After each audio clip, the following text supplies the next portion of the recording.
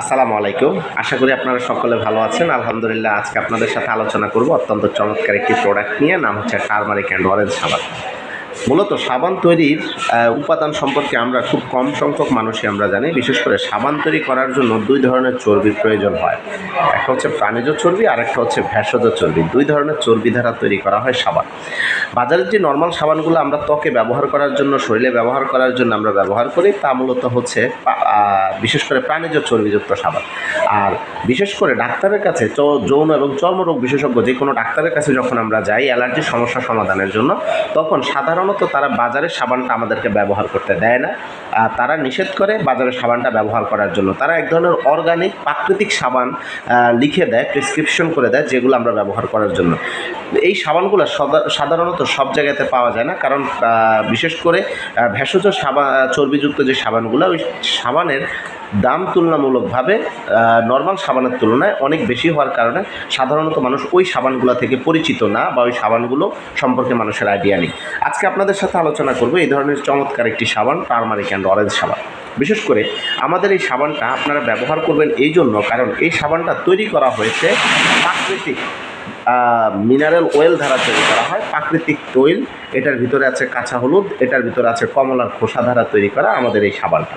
কী হবে এই সাবানটা ব্যবহার করলে? প্রথমত এই সাবানটা ব্যবহার করলে আপনারা যে উপকারটা নাম্বার 1 আপনারা পাবেন, এটা হচ্ছে চুলকানি, অ্যালার্জি, চর্মরোগের জন্য এই সাবানটা অসাধারণ কাজ করবে। চুলকানি, এই সমস্যাটা বর্তমানে আমাদের কমন একটি প্রবলেম, কারণ আমরা প্রত্যেকটা ব্যক্তি চুলকানি রোগে বর্তমানে আমরা ভুগতেছি। কারণ আমাদের খাবার দাবারে যে পরিমাণ আমরা অনিয়ম করে খাচ্ছি, এই খাবারের কারণে আমাদের চুলকানি, অ্যালার্জি, চর্মরোগের সমস্যাটা দিনের পর দিন আমাদের বেড়ে যাচ্ছে। যার কারণে আলহামদুলিল্লাহ আপনি নিশ্চিতভাবে আপনি এই সাবানটা ব্যবহার করতে পারবেন। এই সাবানটা ব্যবহার করা যায় দাউদ, একজিমাজনিত, শরীরে এই ধরনের চর্মজনিত যত ধরনের প্রবলেম আছে, এই সাবানটা আপনি ব্যবহার করতে পারবেন।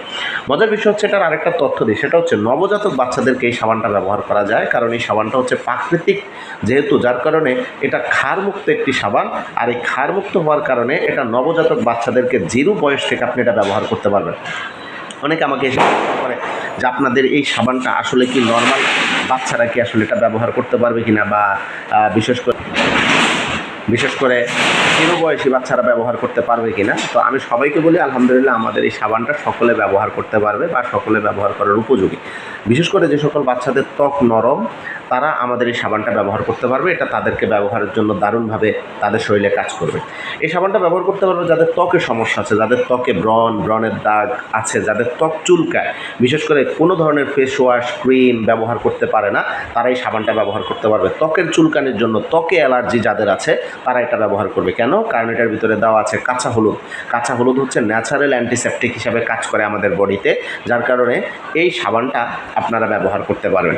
এছাড়া এই সাবানটা ব্যবহার করার আরেকটু নিয়মটা হচ্ছে, সাবানটা যাদের অ্যালার্জি, চর্মরোগ, চুলকানি সমস্যাটা বেশি, তারা বিশেষ করে এই সাবানটা দিয়ে দিনে অন্তত মিনিমাম 2 বার হাত মুখ আপনারা এটা দিয়ে ওয়াশ করবেন।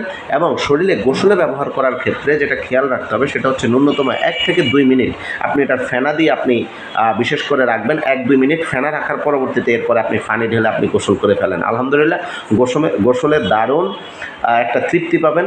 এবং আমি ব্যক্তিগতভাবে এই সাবানটা ব্যবহার করতেছি। আর বর্তমানে আমাদের এই সাবানের প্রচলিত, বা আমাদের এই সাবানটা ব্যাপক হারে মানুষ ব্যবহার করতেছে।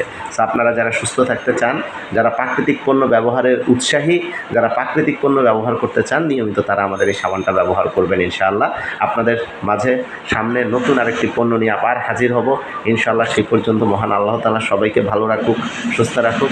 আজকের আলোচনা এতটুকুই। এটা নিয়ে কোনো প্রকার প্রশ্ন থাকলে আমার কমেন্টস বক্সে বা ডেসক্রিপশনে আপনারা কমেন্টস করবেন, জানাবেন। ইনশাআল্লাহ সকলের জন্য শুভকামনা রইল। আসসালামু আলাইকুম।